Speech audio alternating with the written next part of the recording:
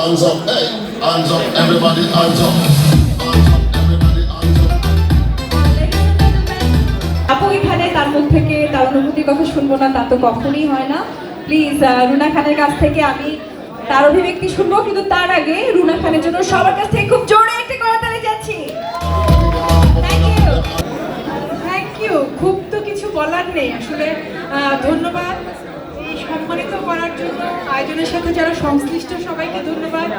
আর আমার আজকে একটু দেরি হয়ে গেছে, কারণ আমার আরেকটা প্রোগ্রাম ছিল, সেখান থেকে আমি সরি দেরি করে ফেলেছি। আপনারা এখন পর্যন্ত আছেন, সবাই অপেক্ষা করছেন, অনেক অনেক ধন্যবাদ। থ্যাংক ইউ, ভালো থাকবেন সবাই।